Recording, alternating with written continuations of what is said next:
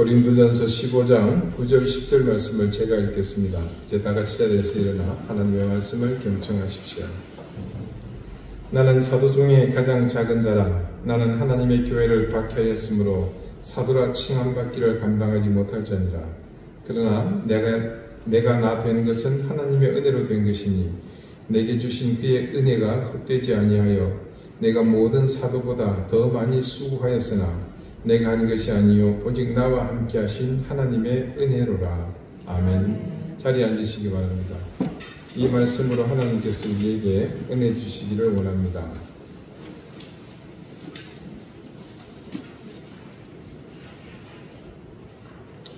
우리 인간을 구속하고 있는 가장 큰 힘 중에 하나를 꼽으라 그러면 아마 가장 먼저 꼽을 수 있는 것은 시간이 아닐까 합니다. 왜냐하면 인간이 시간의 제약을 너무 많이 받지 않습니까? 시간을 대표하는 가장 큰 단위는 세 가지죠. 그것은 과거, 현재, 미래입니다. 제가 종종 여러분에게 우리가 살면서 시간에 대해 자주 망각하고 있는 중요한 사실이 하나 있다고 말씀드린 적이 있죠. 그것은 이 시간이 하나님의 피조물이라는 사실입니다. 하나님의 말씀인 성경은요, 태초라는 시간의 시작을 말합니다. 그것이 성경의 첫 단어입니다. 그리고 마지막은 어떻게 끝이 나고 있습니까? 그것은 오직 한 가지 마지막 때 종말, 즉 시간의 끝을 이렇게 말씀은 증거합니다. 그래서 하나님의 말씀인 성경은 인생이 영원하지 않은 유한한 존재임을 수없이 말합니다. 그리고 그 유한한 한계를 지닌 우리가 무한의 생각을 통해 저지르는 오류를 끊임없이 지적합니다. 시간이 하나님에 의해서 창조되었다는 말은 또 다른 의미로 어떤 뜻이죠? 하나님은 그 시간에 구속받지 않는 분이라는 사실입니다. 그 구속은 시간의 길이뿐만 아니라 시제 또한 포함이 됩니다. 우리는 반드시 과거를 거쳐서 현재에 있고 현재가 지나서 미래로 갑니다. 그러나 하나님은 현재에도 계시지만 과거에도 계셨고 미래에도 존재하고 계십니다. 초월적으로 존재하시죠. 하나님을 우리가 감히 이해하려고 할 때 이 사실을 아는 것은 매우 중요합니다. 그런데 우리가 하나님을 이해하고 만나는 모든 상황에서 하나님께는 이 시간 모두가 현재입니다. 우리가 우리의 중심에서 볼 때 그렇다는 겁니다. 왜 그런가? 이유는 간단하죠. 우리에게는 이 시간만이 유일하기 때문입니다. 그게 우리의 한계이지 않습니까? 우리가 유한한 존재잖아요. 그래서 우리에게 하나님은 언제나 현재이십니다. 그렇다면 우리는 왜 현재에 살지 않고 그토록 많은 시간을 낭비하는 걸까요? 이게 무슨 의미인지는 제가 드리는 말씀을 통해서 여러분이 충분히 깨달을 겁니다. 지금 이 순간 벌어지고 있는 일에 왜 별로 주목하지 못하는 걸까? 왜 현재에 우리가 온전히 신경을 쓰지 못하고 껄핏하면 과거와 미래의 생각을 뺏기는 것인가? 결론부터 말씀드리면 우리는 여전히 영적인 거듭남, 진정한 자유를 누리지 못하기 때문입니다. 우리가 예수 그리스도로 말미암아서 구속받은 존재라는 것을 내 현재에서만 겨우 깨닫기 때문입니다. 여러분에게 과거는 어떤 의미입니까? 과거는 이 과거가 우리에게 존재하는 방식은 뭐죠? 우리의 기억력을 의지하는 거죠. 과거를 기억한다는 사실은 인간으로서 학습하고 또 생각하고 계획하는 능력이 있기 때문에 가능한 거죠. 하지만 과거를 어떻게 기억하느냐는 그것과 또 다른 차원의 문제입니다. 대부분은 과거를 통해 오늘이 행복해지기보다 더 큰 제약을 받습니다. 우리를 가로막아서 현 순간을 살지 못하게 하는 두 가지 방식이기 때문이죠. 그 첫 번째 방식은 과거를 너무 이상화하기 때문에 그렇습니다. 그러면 다시 과거로 돌아갈 생각을 하는 거죠. 그때는 참 참 좋았는데, 그때는 참 행복했는데, 배우자와 사별한 사람은요, 과거의 기억은 사별 이전에 행복하고 이상적이던 결혼 생활만을 기억합니다. 자녀가 아주 나쁜 길로 빠지거나 대학에 진학해서 우리 곁을 떠났어도 우리는 그 이전에 이상적인 그 아이와 함께했던 가정만을 기억합니다. 회사에서 정리해고가 되었어도 그 이전에 이상적인 직장만을 기억합니다. 그런 기억 자체는 아주 정확하고 무난합니다. 하지만 그런 과거들은 우리에게 힘을 주기보다 오히려 무력감에 빠뜨리고 결코 실현될 수 없는 헛된 꿈을 자꾸 부추기면서 앞으로 헤치고 나가야 할 우리를 자꾸 돌이키게만 합니다. 그렇다고 한다면 아무리 이상적인 과거라고 한들 그게 무슨 소용이 있겠습니까? 그런가 하면 반대로 뭐겠습니까? 과거를 너무 악몽으로 우리가 둔갑시킬 수도 있다는 거죠. 그러면 후회와 절망 속에 몸부림치면서 과거를 번복하고 싶어집니다. 종종 비참한 결과를 낳은 어떤 사건이나 경험이나 결정을 좀처럼 떠나보내려 하지 않습니다. 그때 내가 그렇게 했어야 하는데, 내가 왜 그때 이 길로 갔던가, 그때 이랬어야 했는데, 애들을 잘못 가르치지 못했을 수도, 제대로 가르치지 못했을 수도 있고요. 내가 젊은 시절 사춘기 때 어리석은 결정을 내렸을 수도 있습니다. 나를 오라는 데 가지 않았을 수도 있고요. 양심을 저버린 일도 있을 수 있습니다. 그래서 그때의 그 선택, 그 일들이 그 영향이 지금까지 내 평생에 미치고 있습니다. 그나마 이것들은 그냥 내가 잘못한 것입니다. 물론 남들이 우리에게 잘못한 예도 얼마든지 있습니다. 어느 경우는 기억은 머릿속에 계속 이 동영상을 돌리면서 재탕하고 재탕하는 경험을 끊임없이 우리 속에 실현을 하죠. 처음부터 다시 할 수 있다면 얼마나 좋을까. 때늦은 후회들이 계속 뒤를 이어옵니다. 하지만 과거는 이미 흘러가 버렸습니다. 과거로 다시 돌아갈 수 없고 과거를 번복할 수도 없습니다. 과거가 우리를 강하게 지배하는 이유는 그만큼 그 과거가 견고하고 불변하기 때문입니다. 그렇게 불변하는 과거가 남긴 결과는 파도처럼 끝없이 우리에게 밀려옵니다. 어떨 때는 밀려오는 정도가 아니고 나를 덮치기도 하죠. 언제나 우리의 뒤쪽에 있는 과거들, 그 과거들은 절대 변할 수 없습니다. 그런데 그만큼 우리의 미래는 또한 알 수 없고 통제할 수 없는 것이죠. 엄밀한 의미에서 미래는 아예 존재하지 않습니다. 여러분, 미래라는 것은요, 선택의 많은 가지수, 또 가능성일 뿐입니다. 그나마 그런 가지수와 가능성조차도 확실한 것은 없죠. 아무리 생전지명이 있고 유비무관하겠지만 어차피 도중에 뜻밖의 일이 벌어지게 마련입니다. 여러분, 우리 30년 전으로, 아니 길게 갈 것도 없고 20년 전, 10년 전으로 한번 돌아가 봅시다. 여러분이 그때 생각했던 그것이 그대로 이루어진 것이 얼마나 있습니까? 정확한 건 우리가 10년이 지나면 10살이 더 먹는다는 것, 그것만큼 정확한 것, 그거 외에는 다른 게 없죠. 그리고 지금 우리가 겪고 있는 것들, 누리고 있는 것들이 상상이나 했겠습니까? 그런데 왜 우리는 모두가 통제할 수도 없는 미래를 내 마음대로 하려고, 통제하려고 이토록 애쓰는 것일까요? 아직 존재하지도 않는 일에 대해서 내 뜻을 관철하려고 노심초사하는 것일까요? 부모들은 자신이 아무리 애써도 결코 자녀의 운명을 결정지을 수 없다는 사실을 언제 깨닫게 될까요? 사업가들은 자신이 결코 시장을 예측하거나 조작할 수 없다는 것을 언제나 터득할까요? 독재자들은 자신의 권력이 결코 영원하지 못하다는 것을 언제나 깨닫게 될까요? 물론 우리는 미래를 준비할 수 있습니다. 훌륭한 지도자, 훌륭한 부모님, 훌륭한 사업가는 그렇게 하고 있고 그것은 잘 하는 겁니다. 그러나 본질적으로 미래를 우리 마음대로 통제할 수는 없습니다.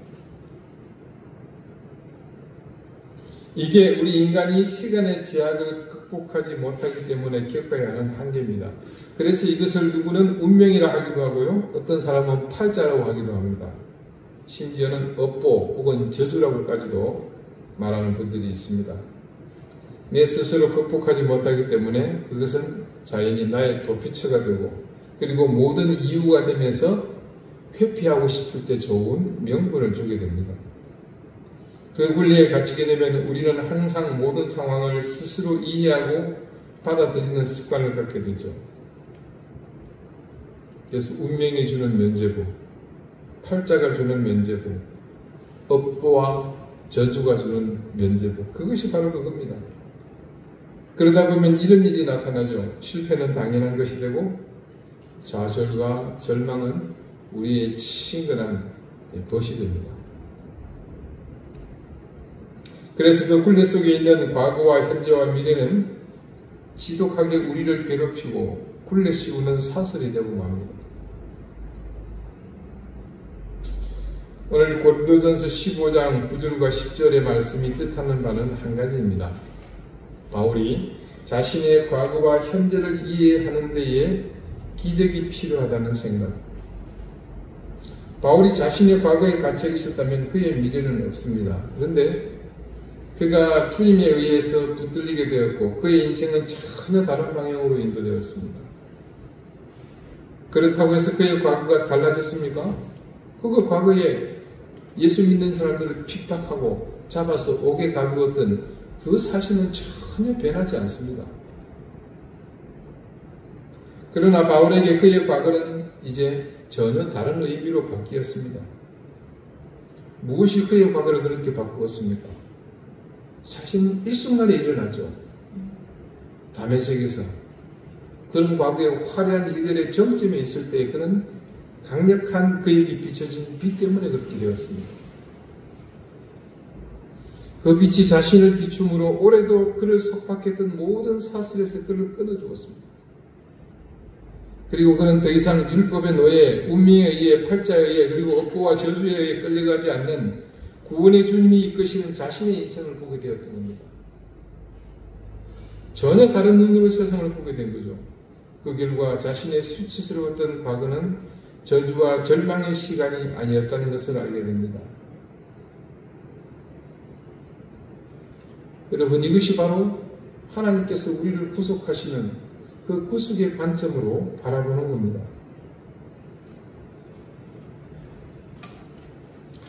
자신의 과거도 미래도 모두가 하나님의 주권에 의해서 우리를 구속하시는 그분이 그 모든 상황에서 우리를 이끄셨음을, 그 모든 것은 한계에 갇혀서 우리를 올가매는 걸림돌이 아니었다는 것입니다.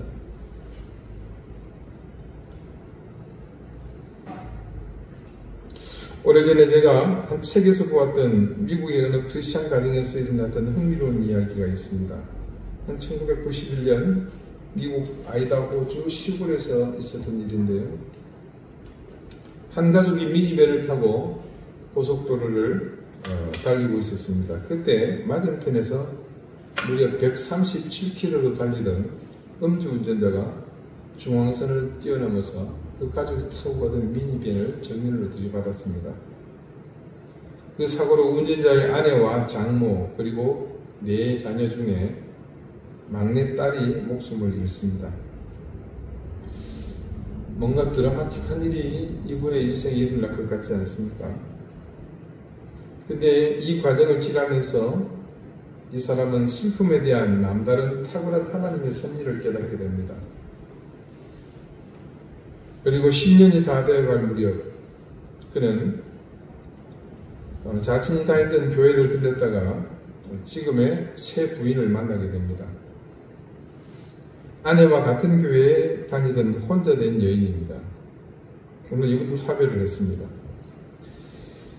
새 부인은 자신과 자신의 과거와 현재의 이런 특이한 관계를 이 재혼을 통해서 이 남자에게 아주 특별한 경험을 실감하게 해주었습니다. 그녀가 결혼해서 들어온 이 사람의 집안은 기억이 아주 다양하게 풍부한 집안이죠. 뭡니까? 과거에 굉장히 큰 사건이 있잖아요. 아이들과 이 사람은 교통사고로 세상을 떠난 이전에 엄마, 그러니까 아내죠. 또 막내딸에 대한 그런 기억들이 이 가족들 속에는 깊이 새겨져 있었습니다. 하지만 이런 생생하고 의미 있는 기억이 이 새로운 배우자에게는 매우 불편하게 느껴질 수도 있었습니다. 만일 이 가정의 과거가 경쟁하려 했다면 이 여인은 재혼 생활이 견디기 힘들었을 겁니다. 왜냐하면 그녀에게는 이것이 결코 이길 수 없는 싸움이 되잖아요. 그 과거를 변화시킬 수가 없지 않습니까?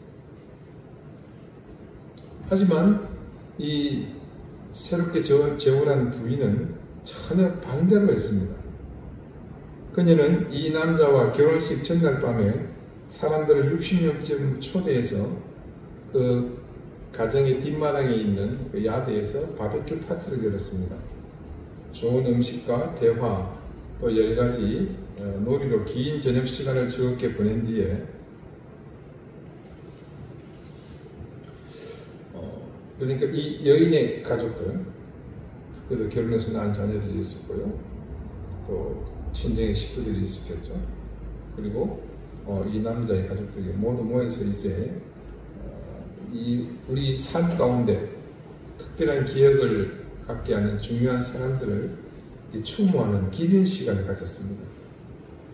그리고 이 남자는 손님들에게 함께 기도하자고 했습니다. 그런데 이 새로운 배우자인 이 여자가 이 남자의 말을 끊으면서 잠시 지금 한 사람 더 우리가 기리고 수모해야 할 사람이 있다고 얘기를 하는 겁니다. 그녀가 말하는 기리고 싶은 사람은 다름 아닌 먼저 사고로 죽은 전 부인에 관한 이야기였습니다. 모두 깜짝 놀랐죠.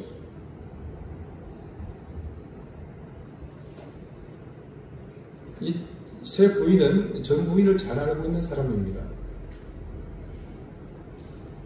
그녀는 말합니다. 그 죽은 전 부인이 교회에서 소프라노 솔로로 봉사하던 일, 이 집에 4명의 어린 자녀의 엄마 노릇을 하던 일, 자신이 기억하고 있는 그녀의 추억을 다 나누었습니다.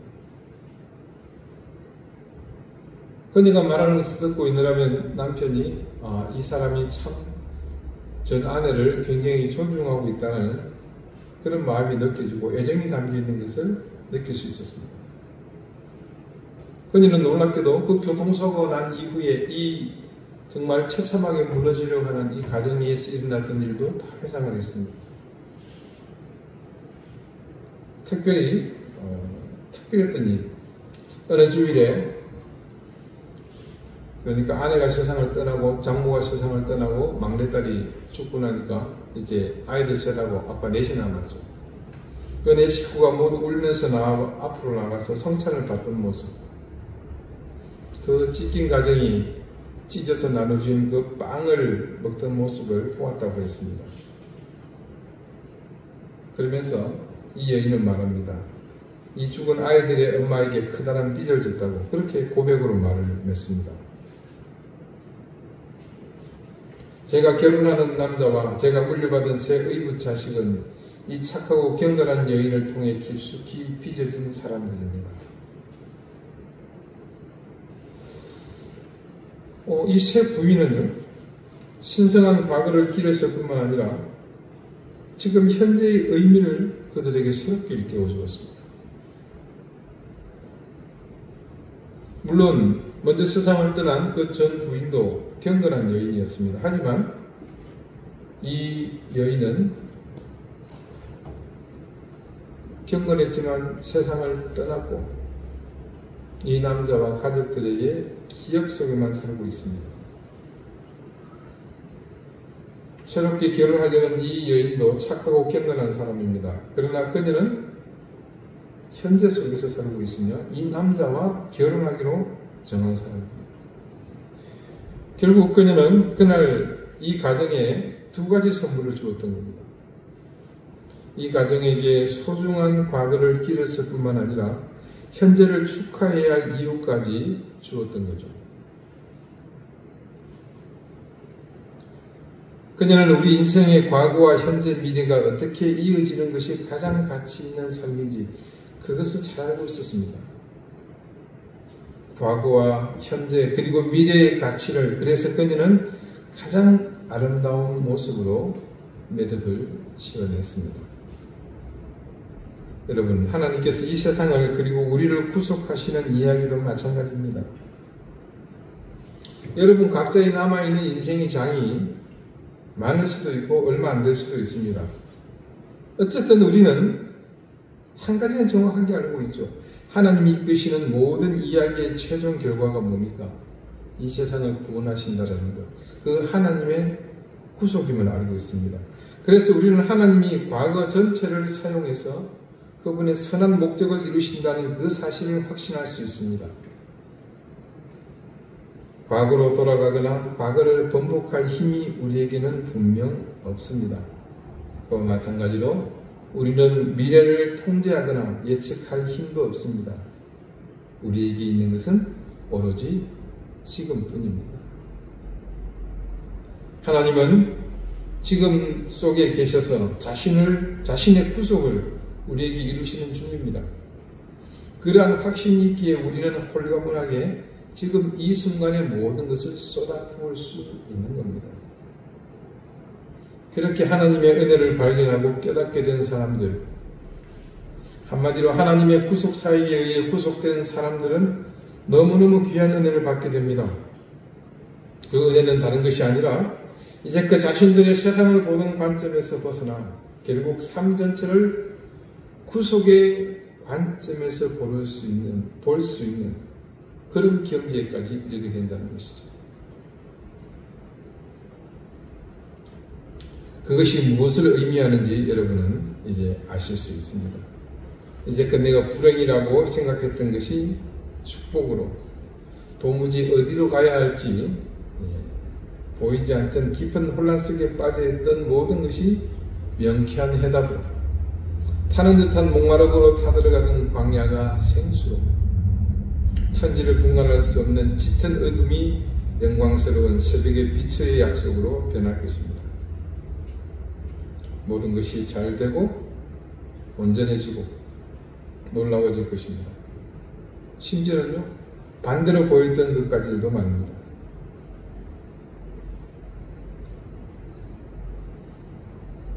여러분 한번 따라 읽어보실까요? 내 삶의 방향을 하나님으로 맞추고 살면 어떤 선택이든 하나님의 뜻이 된다. 내 삶의 방향을 하나님으로 맞추고 살면 어떤 선택이든 하나님의 뜻이 된다. 이 제랄드 시체라는 제가 아주 좋아하는 유명한 작가가 자신의 저서인 하나님의 뜻에서 한 말입니다. 여러분, 이 말씀 속에 여러분의 미래에 대한 대답이 있습니다. 아무것도 염려하지 말고 다만 모든 일에 기도와 간구로 너희 구할 것을 감사함으로 하나님께 아뢰라. 그리하면 모든 지각에 뛰어난 하나님의 평강이 그리스도 예수 안에서 너희 마음과 생각을 지키시리라. 나의 간절한 기대와 소망을 따라 아무 일에든지 부끄러워하지 아니하고 지금도 전과 같이 온전히 담대하여 살든지 죽든지 내 몸속에서 그리스도가 존귀하게 되게 하려 하나니 이는 내게 사는 것이 그리스도니 죽는 것도 유익합니다. 바울의 이 고백이 담고 있는 의미를 하나님의 구속하시는 은혜 가운데 바라본다면 그가 어떤 삶을 살았을지 우리는 충분히 짐작할 수 있습니다. 어거스틴은요, 과거와 미래란 실제로 존재하지 않으며 다만 현재에 영향을 미치는 요인일 뿐이라고 믿었습니다. 그래서 그가 이런 말을 합니다. 세 가지 실체는 머릿속에만 존재할 뿐 내가 아는 한 다른 데는 존재하지 않는다. 과거의 현재는 기억이고 현재의 현재는 주목이며 미래의 현재는 기대다. 그래서 우리에게 있는 시간은 말 그대로 이 순간뿐입니다. 그만큼 이 순간에 철저히 우리가 관심을 가지고 주목해야 한다는 뜻입니다. 우리가 홀가분하게 현재에 주목할 수 있는 것은 하나님이 과거와 미래를 사용하셔서 구속을 이루시기로 약속하셨기 때문이라는 사실을 우리는 이제 알았습니다. 그렇기 때문에 후회와 염려는 우리에게 아무런 의미가 없습니다. 우리가 주목해서 보아야 할 현재는 짜증나고 반복되는 일상의 업무, 과제, 또 집안일, 관계, 성경 공부, 책임 등 어찌 보면 사소한 일들입니다. 근데 그런 일들을 우리는 너무 쉽게 지나쳐버립니다. 주된 이유는 다른 거 아닙니다. 너무 시시하거든요. 제주도 앞바다에 저렇게 바닷물이 넘쳐들었는데 그중 바닷물 한 바가지가 무슨 대수겠던가. 내 인생의 수십 년의 시간이 광활하게 뻗어가는데 그 중에 몇 초가 뭐 별 대수겠는가. 근데 여러분, 이 바닷물 한 바가지요, 눈 깜빡하면 지나갈 몇 초도 안 되는 시간이요, 그게 하나님과 무슨 관계이겠습니까? 라고 하지만 놀랍게도 그 모두는 하나님이 주신 선물입니다. 하나님의 은혜예요.